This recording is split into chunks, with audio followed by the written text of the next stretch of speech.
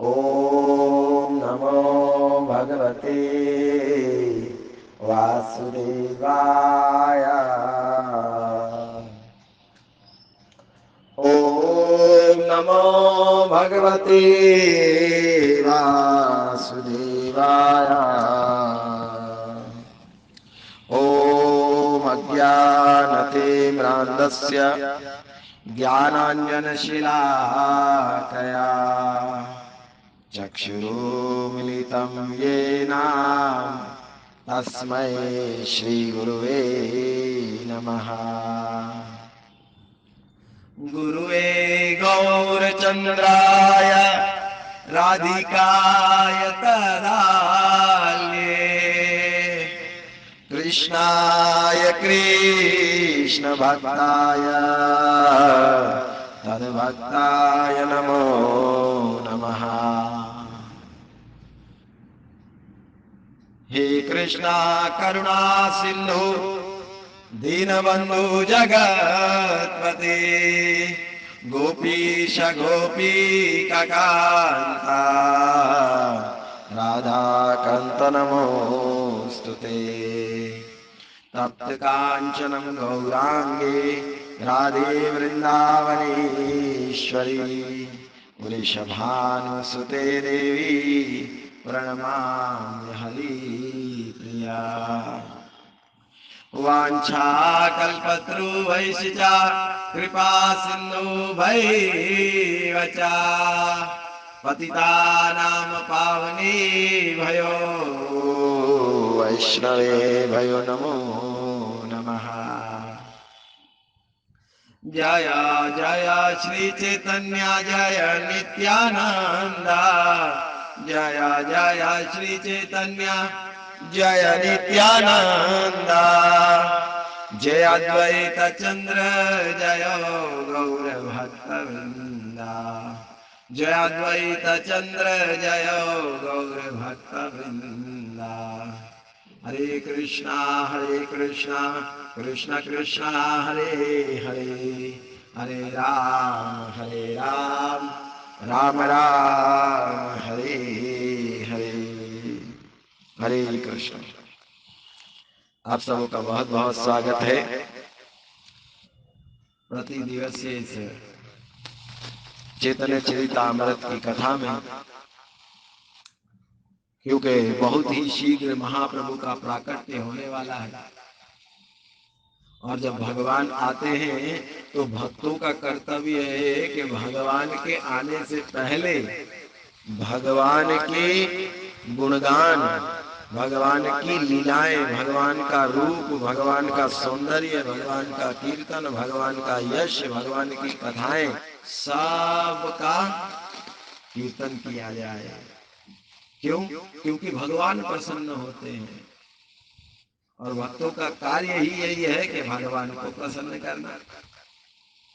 तो इसीलिए हम चैतन्य चरितामृत का पाठ कर रहे हैं आने वाले 7 दिनों तक, क्योंकि ये बहुत महत्वपूर्ण ग्रंथ है गौड़ीय वैष्णवों के लिए। बहुत ही महत्वपूर्ण ग्रंथ है, क्योंकि इस ग्रंथ में प्रेम का आदान प्रदान भक्तों के साथ कैसा होता है, किस प्रकार भक्ति मार्ग पर चले हुए साधक धीरे धीरे धीरे धीरे रागानुग के मार्ग पर, प्रेम भक्ति के मार्ग पर अग्रसर हो जाए, सारा वर्णन इसके अंदर दिया है। तो आओ हम महाप्रभु के प्राकट्य के विषय में चर्चा करने का प्रयास कर रहे थे। चैतन्य चरितामृत के तीसरे, पहले चैतन्य चरितामृत के आदि लीला के भाग 2 में 13वें अध्याय में कृष्णदास कविराज गोस्वामी ने चैतन्य महाप्रभु का जन्म करवाया, अर्थात प्राकट्य हुआ। और उसी 13वें अध्याय को हम प्रारंभ शुरू कर रहे हैं। वैसे महाप्रभु के इस पृथ्वी पर आने के कारण होते हैं। भगवान जब भी प्रकट होते हैं तो यूं ही नहीं आते हैं, अवश्य कोई ना कोई कारण होता है भगवान के आने का, तब वो पृथ्वी पर आते हैं। जैसे गीता में भगवान ने कहा है, यदा यदा ही धर्मस्य ग्लानिर्भवति भारत अभ्युत्थानमधर्मस्य तदात्मानं सृजाम्यहम् परित्राणाय साधूनां विनाशाय च दुष्कृतां धर्म संस्थापनार्थाय संभवामि युगे युगे। तो भगवान के आने का कारण वर्णन है। क्या कारण है? धर्म की स्थापना करने के लिए, दुष्टों का नाश करने के लिए, भक्त साधुओं की रक्षा करने के लिए हर एक युग में भगवान प्रकट होते हैं। तो आप कहोगे भैया चैतन्य महाप्रभु क्यों आए? चैतन्य महाप्रभु के आने के 3 कारणों का वर्णन है। सबसे पहला कारण कि कलयुग के लोग भगवान को भूल चुके थे। जब भगवान कृष्ण अपने धाम को गए, भागवत कहती है, कृष्ण स्वधाम उपगते धर्म ज्ञानादि सहा कलो नष्ट दिशा में श्याम पुराणा गोदनोदिता। कृष्ण स्वधाम उपगते। अरे जब भगवान अपने धाम में चले गए, धर्म ज्ञानादि भी सहा, धर्म को और ज्ञान को साथ लेकर गए। कलो नष्ट दिशा में छु। अरे कलयुग के लोग जो आध्यात्मिक दृष्टि से अंधे हैं, जिनके पास आध्यात्मिक दृष्टि नहीं है, उन्होंने किसकी शरण ली? कहां जाकर? जिनके पास आध्यात्मिक दृष्टि नहीं है, उन्होंने किसकी शरण ली? कहां जाकर शरण ली? तो भागवत कहती है भगवान कहीं नहीं गए। भगवान वही कृष्ण ग्रंथ रूप में प्रकट हो गए। पुराना गोद नोदिता। तब जितने भी भक्त हैं उन्होंने श्रीमद् भागवत की शरण ली। श्रीमद् भागवत की शरण ली। तो यहाँ पर चैतन्य महाप्रभु के आने का कारण का वर्णन क्या? कि महाप्रभु ने से पहले जो महाप्रभु के भक्त आ चुके थे, जैसे अद्वैत आचार्य, अद्वैत आचार्य हरिदास ठाकुर, ये बहुत सारे भक्त पहले ही आ गए थे। और इन्होंने देखा, क्या देखा? कि कलयुग के लोग प्राय भगवान को भूल चुके हैं, कि नामों को नहीं जानता। अरे भक्ति मार्ग लुप्त हो चुका है। बहुत ही कम व्यक्ति बचे थे जो कृष्ण भक्ति के पद पर चलते थे। अधिकांश लोग मांसाहारी, विभिचारी, जुआरी, शराबी, सारे दुर्व्यसन, सारे बुरे कार्य करते थे। कोई कृष्ण भक्ति को जानता नहीं था। चंद एक भक्त थे, जिसे के अद्वैत आचार्य हरिदास ठाकुर, ये सारे मिलकर कुछ भक्तों के साथ कीर्तन करते, नृत्य करते, कथा करते। लेकिन जब अद्वैत आचार्य ने देखा कि कलयुग के लोगों का उद्धार इस तरह से नहीं होने वाला है, क्या किया जाए? अद्वैत आचार्य ने प्रार्थना की।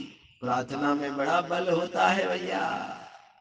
यदि कुछ हाथों से, क्रियाओं से, बुद्धि से संभव ना हो सके तो फिर गोविंद के चरण कमलों में प्रार्थना अर्पण करनी चाहिए। अद्वैत आचार्य ने गंगा जल और शालिग्राम भगवान को गंगा जल से और तुलसी को भेंट करते हुए प्रार्थना की कि हे गोविंद, हे वृंदावन वासी, हे वृंदावन निवासी, हे भक्तों के रक्षक, कृपा करके कलयुग के जीवों का उद्धार करने के लिए आप अवतरित हो जाइए। बहुत हृदय से प्रार्थना की। ऐसे ही प्रार्थना नहीं की, हृदय से रुदन करते हुए प्रार्थना करते हैं कि प्रभु आपके बिना इस कलयुग के लोगों का उद्धार नहीं हो सकता। हम देख रहे हैं चारों ओर अनर्थ ही अनर्थ है, दुख ही दुख है, चिंता ही चिंता है, तनाव ही तनाव है। कोई आपके नाम को, रूप को, लीला को नहीं करता। कोई आपके भक्त बनने को तैयार नहीं, कोई आपकी शरण में आने को तैयार नहीं, और सारे के सारे जीव दुखी हैं। जब तक वो आपके नाम गुण रूप लीला धाम की चर्चा नहीं करेंगे तब तक वो सुखी नहीं हो सकते। लेकिन प्रभु उसके लिए आप ही को उतरना पड़ेगा। आप ही आकर इस कलयुग के बद जीवों को कृष्ण भक्ति का दान दे सकते हैं। तो मैं हृदय से प्रार्थना करता हूं प्रभु आप अवतरित होइए। बड़े हृदय से भगवान श्री कृष्ण को प्रार्थना करते हैं अद्वैताचार्य। तो ये पहला कारण है भगवान के वैकुंठ से मायापुर के अंदर, नवदीप के अंदर प्रकट होने का। अद्वैत आचार्य की प्रार्थनाओं को सुनकर भगवान प्रकट हुए, ये पहला कारण। प्रार्थना की तब भगवान प्रकट हुए। और वो कौन भगवान? कृष्ण, श्याम सुंदर गोविंद वृंदावन वासी वही कृष्ण कलयुग में चैतन्य महाप्रभु बनकर प्रकट हो गए। ये पहला कारण। अद्वैत आचार्य की प्रार्थना सुनकर भगवान प्रकट हुए। लेकिन दो और कारणों का वर्णन है।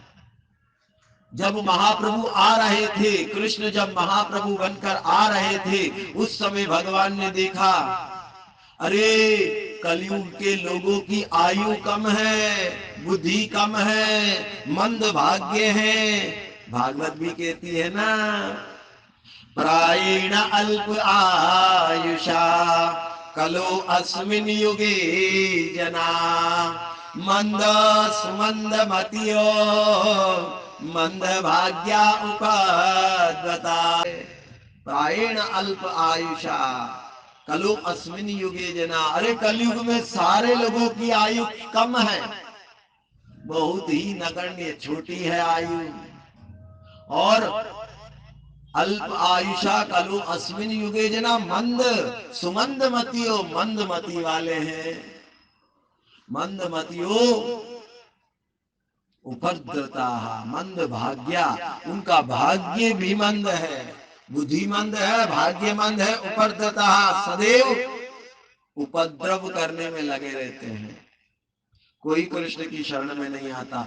तब भगवान अपने धाम से नीचे उतर रहे थे तो ये विचार करने लगे, अगर कलयुग के लोगों को मैं कहूंगा कि ध्यान करो तो कलयुग में कोई ध्यान नहीं कर सकता, क्योंकि ध्यान के लिए तो लाखों वर्षों की आयु चाहिए।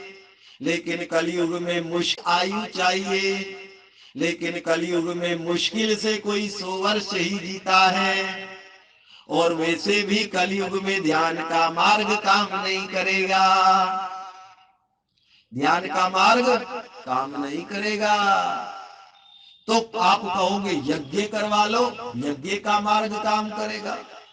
अरे हजारों हजारों वर्षों तक सतयुग में यज्ञ चलते थे, तब जाकर भगवत प्राप्ति होती थी। आज तो हमारे घर में एक भी यज्ञ हो तो यजमान आधे घंटे में ही धुएं से परेशान हो जाते हैं, और फिर पूरा घर ब्लैक हो जाए, कौन चाहेगा? तो भगवान बहुत बुद्धिमान है। भगवान ने कहा ध्यान भी काम नहीं आएगा, यज्ञ भी काम नहीं आएगा, यज्ञ भी नहीं काम आएगा, तो फिर क्या काम आएगा? आपकी सोनों से मूर्तियां बनाकर पूजा करे वो, तो फिर क्या काम आएगा? आपकी सोनों से मूर्तियां बनाकर पूजा करे वो काम आएगा? क्योंकि द्वापर का धर्म है, यज्ञ त्रेता का धर्म, ध्यान सतयुग का धर्म, कलयुग द्वापर का धर्म विग्रह सेवा। बड़े बड़े सुंदर सुंदर हीरे जवाहरातों की मूर्तियां बनाकर, भगवान के विग्रह बनाकर उनकी उपासना करे, ये काम आएगा? अरे कलयुग के लोगों के पास तो स्वर्ण पहनने के लिए ही नहीं है, तो फिर वो मूर्तियां कैसे बनवाएंगे? और बनवा भी दे तो फिर उनको सेफ रखने का डर है, इसलिए ये धर्म भी काम नहीं आएगा। फिर क्या किया जाए? भगवान ने निर्णय लिया, कलयुग में एक ही उपाय है। क्या? सत्यधाय तो विष्णु त्रेतायाम यज्ञतो मुके द्वापरे परिचर्यायाम। कलयुग जो बिना सोए भी ले सकते हैं, क्योंकि कलयुग में लोग सोना पसंद करते हैं, आलसी होते हैं ना, सोना बहुत पसंद करते हैं। इसलिए ऐसा उपाय दिया जाए जो बिना सोए लिया जा सकता है, जो बच्चा भी ले सकता है, बूढ़ा भी ले सकता है, युवक भी ले सकता है, वृद्ध भी ले सकता है, काला भी ले सकता है, गोरा भी ले सकता है, हर एक रूप रंग जाति देश समाज वाला अधिकारी व्यक्ति ले सकता है, यहाँ तक कि पशु पक्षी भी ले सकते हैं। ऐसा उपाय कोई होना चाहिए। तब भगवान ने निर्णय दिया कलयुग में एक ही ऐसा उपाय है, वो है कलो तत् हरि कीर्तनात्। कलयुग में अगर भगवत प्राप्ति का कोई मार्ग है तो एक ही साधन है, कलो तत् हरि कीर्तनात्। केवल हरि के नाम का कीर्तन। हरे कृष्णा हरे हरे, हरे राम राम राम हरे हरे। इस नाम के कीर्तन मैं कलयुग में जाऊंगा, भक्त बनकर जाऊंगा और लोगों को भक्ति का दान, नाम का दान दूंगा। और वो नाम कोई साधारण नाम नहीं होगा, मेरे ही धाम का, मेरे ही घर का और मेरे ही घर में हीरा जो नाम है उस नाम को लेकर जाऊंगा। तब भगवान चैतन्य महाप्रभु के आने का दूसरा कारण है नाम संकीर्तन का प्रचार करना। नाम संकीर्तन का प्रचार करना ये महाप्रभु के दूसरा कारण है कलयुग में प्रकट होने का। आगे हम चलकर देखेंगे अगली कथाओं में कि कैसे महाप्रभु ने अपने जन्म लेने से पहले ही लोगों से हरि हरि हरि हरि, कैसे महाप्रभु ने अपने आने से पहले सूर्य ग्रहण करवा दिया और सूर्य ग्रहण में प्राय भारतवासी सारे हरि हरि हरि हरि हरि हरि गोविंद गोपाल कृष्ण हे मुरारी ऐसे नामों को गाते हैं और सारे के सारे भारतवर्ष में ये नाम चल रहा है। सूर्य ग्रहण हो रहा है, सब नदी में स्नान कर रहे हैं, हरि हरि बोल रहे हैं, बहुत सारे लोग उनको देखकर दूसरे वो भी बोल रहे हैं। और ऐसे बोलते बोलते समय को महाप्रभु ने चयन किया और चयन करने के बाद उसी समय महाप्रभु प्रकट हुए, क्योंकि वो बताना चाहते थे मैं कलयुग के युग धर्म को लेकर अवतरित हुआ हूँ, इसीलिए इस नाम को कलयुग का धर्म है, इसे पूरे विश्व में पूरे ब्रह्मांड में गाना चाहिए, कीर्तन होना चाहिए। तो महाप्रभु इस नाम को देने के लिए आए हैं, आगे आप चल कर देखेंगे। नाम को देने के लिए आए हैं, आगे आप चल कर देखेंगे। जब चांद कादी से वार्ता होती है तब महाप्रभु इस नाम का बड़ा सुंदर व्याख्या करते हैं। जब उन वाराणसी के सन्यासियों के साथ बातचीत होती है तब नाम तत्व की चर्चा, और बहुत सारी जगह पर महाप्रभु ने नाम के विषय में कहा।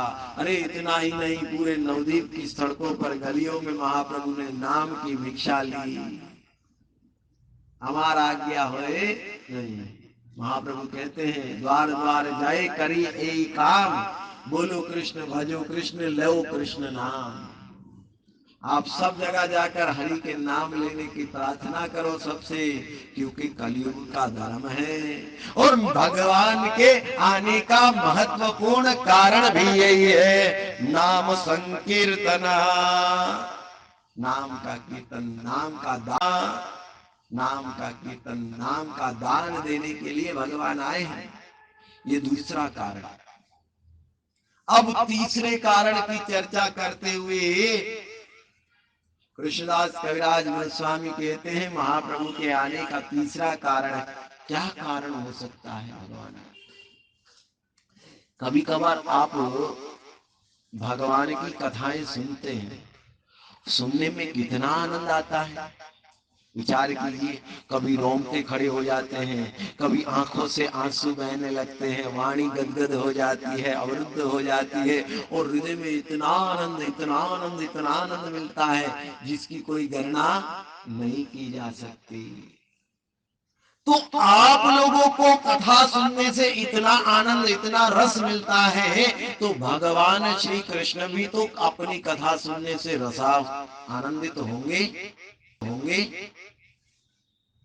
लेकिन भगवान तो भगवान बनकर रहते हैं, भगवान बनकर रहते हैं और अपने भक्तों की सेवा के द्वारा, सेवा जैसे भक्त सेवा करता है भगवान को आनंद मिलता है। भक्त जब सेवा करता है तो भगवान को आनंद मिलता है। लेकिन कभी कभार भक्त देखते हैं, भगवान देखते हैं, क्या देखते हैं, अरे मेरा भक्त मेरी सेवा कर रहा है और मुझे आनंद आ रहा है, लेकिन ये क्या क्या हुआ? भगवान विचार करते हैं वो भक्त सेवा मेरी कर रहा है, लेकिन मुझसे ज्यादा आनंद मेरे भक्त को आ रहा है मेरी सेवा करने में। आश्चर्य में बात, सेवा लेने वाले को इतना आनंद नहीं है, सेवा करने वाले को अधिक आनंद मिल रहा है। सेवा मेरी हो रही है लेकिन मुझे आनंद आ रहा है, लेकिन जब अपने भक्तों के मुखारविंद को देखता हूं ऐसा प्रतीत होता है कि मुझसे ज्यादा आनंदित वो हो रहे हैं। भगवान और भक्त के बीच में परस्पर ये प्रेम का आदान प्रदान होता है। भक्त जब भगवान की सेवा करता है भगवान को आनंद मिलता है, और भक्त भगवान जब देखते हैं भक्त को तो भगवान को आनंद मिलता है। लेकिन कभी कभार विचार करते हैं, मैं उस आनंद को देखना चाहता हूं, फील करना चाहता हूं, अनुभव करना चाहता हूं। किस आनंद को? जो मेरी सेवा करके मेरे भक्त को आनंद मिलता है, उस आनंद का मैं अनुभव करना चाहता हूं। क्योंकि मैं तो भगवान हूं, सेवा लेने से जो आनंद मिलता है वो मुझे पता है, लेकिन सेवा करने से जिस आनंद की अनुभूति होती है, भी भक्त के रूप में जाऊंगा और उस आनंद का अनुभव करूंगा। जिस आनंद को मेरे भक्त लोग अनुभव करते हैं मेरी सेवा करके। देखिए कैसे हमारे भगवान हैं, कितना सुंदर बात है। भगवान अपने भक्त से सेवा लेते हैं, लेकिन वो आनंद भक्त को अधिक होता है सेवा करने का। इसलिए भगवान भी लालायित है कि मैं भी उस आनंद को देखना चाहता हूं, लेना चाहता हूं जो मेरे भक्त मेरी सेवा करके लेते हैं। ये बहुत बहुत बहुत बहुत गहरी बात है।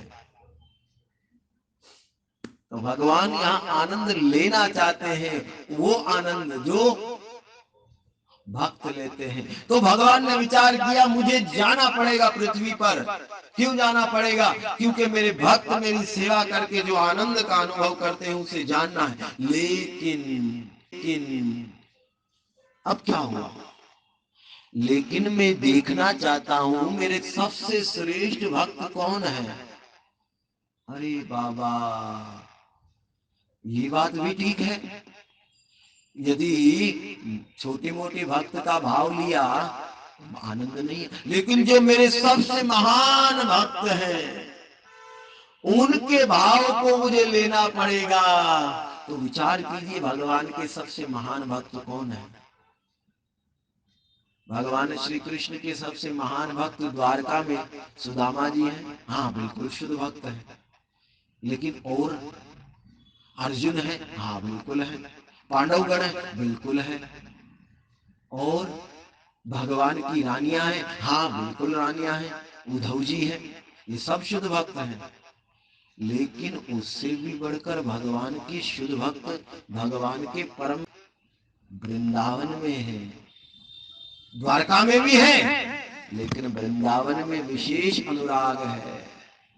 वृंदावन के भक्त, वृंदावन के सखा, हाँ उनका रस भी है, लेकिन और भी तो है। कौन? वृंदावन में वात्सल्य रस भी है। माता पिता नंद महाराज और माता यशोदा जिससे साख्य रस के भक्त हैं। कौन? श्रीदाम, सुदाम, द्वादश गोपाल, ये सारे साख्य रस के भक्त हैं। वात्सल्य रस भी तो है। वात्सल्य रस में कौन है?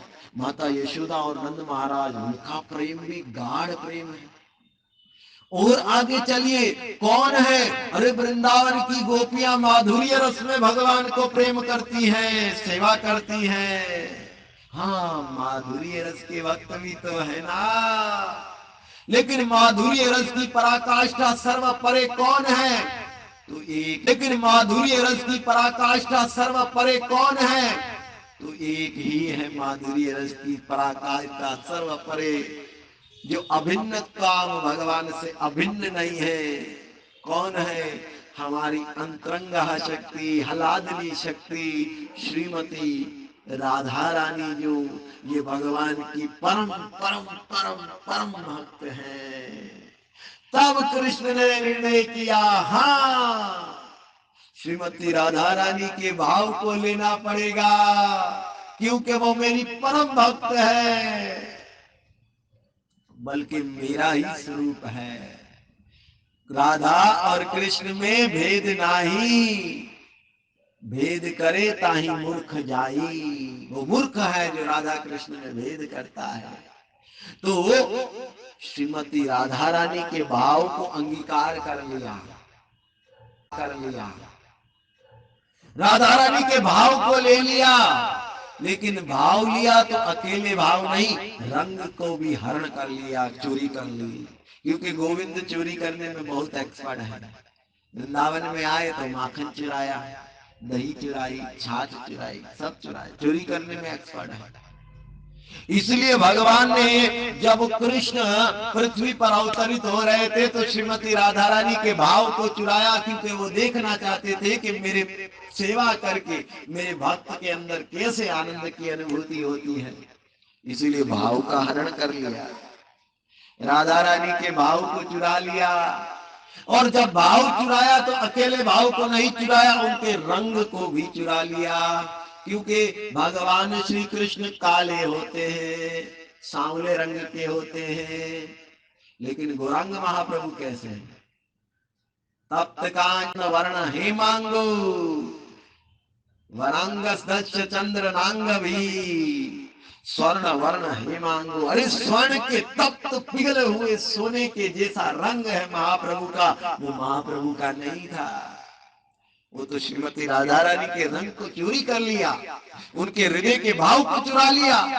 उनके हृदय और रंग के भाव को चुरा कर महाप्रभु श्री कृष्ण जो अब सांवले थे अब गोर वर्ण के हो गए, अब गौर वर्ण के हो गए। ये तीसरा कारण है भगवान का इस पृथ्वी पर आने का। क्या कारण है? अपने भक्त की, मेरे भक्त मेरी सेवा में कैसे आनंद का अनुभव करते हैं, इसको जानने के लिए भगवान आते हैं। तो ये तीसरा कारण महाप्रभु के आने का। और तब महाप्रभु ने, अब देखिए, पहला कारण अद्वैत आचार्य की प्रार्थना में आऊंगा और कलयुग के लोगों का उद्धार करूंगा। दूसरा कारण नाम का दान, कलयुग का युग धर्म की स्थापना, क्योंकि कलयुग का धर्म है नाम, तो उस नाम की स्थापना करने के लिए भगवान आए। और चौथा कारण, तीसरा कारण अपने भाव भक्त के प्रेम, भक्ति के करने से प्रेम का, किस प्रकार का प्रेम का अनुभव होता है, उसका आनंद लेने के लिए भगवान आते हैं। तो ये तीन मूल कारण बताए गए हैं। तो इन कारणों के वजह से भगवान इस पृथ्वी पर आते हैं। विचार कीजिए, यदि भगवान ना आए हुए थे तो आज इस कलयुग की दशा तो बहुत बुरी होती। कोई भगवान के नाम कीर्तन जप स्मरण में नहीं होता, सब अशुद्ध कार्य में होते। ये गोविंद की कृपा, अहित की कृपा के कारण है, अहित कृपा के कारण है, अहित की कृपा, जिसके कारण आज हम सब कृष्ण भक्ति में, कृष्ण भावना अमृत में, अपने जीवन में जो अनर्थ है उनको कम करने का, शुद्ध करने का, हृदय को शुद्ध करने का प्रयास कर रहे हैं। तो अब चैतन्य चरितामृत के भगवान चैतन्य महाप्रभु के आने के कारणों का वर्णन हो गया। कल हम ये चर्चा कर रहे थे कि किस प्रकार इस ग्रंथ की कहां से इस ग्रंथों के स्रोत मिले, तब जाकर इस ग्रंथ की रचना हुई। चैतन्य महाप्रभु के बाल लीलाओं को मुरारी गुप्त ने लिखा, उनकी मध्य लीला और अंत्य लीला को स्वरूप दामोदर ने लिपिबद्ध किया, और उन्हीं के आधार पर कृष्णदास कविराज गोस्वामी ने चैतन्य चरितामृत की रचना की। आज महाप्रभु के आने के कारणों का वर्णन हो गया। कल से कृष्णदास कविराज गोस्वामी आप शुरू करेंगे तो कल देखेंगे कि कृष्णदास कविराज गोस्वामी किस प्रकार अपनी दीनता बताते हैं और फिर किस प्रकार सारे भक्तों के गुणगान जय जयकार करते हैं और फिर महाप्रभु की लीलाओं का आरंभ करते हैं। वाणी का यही विराम देंगे। आप सबका आभार, धन्यवाद। श्री श्री राधा वृंदावन चंद्र, श्री राधा वृंदावन चंद्र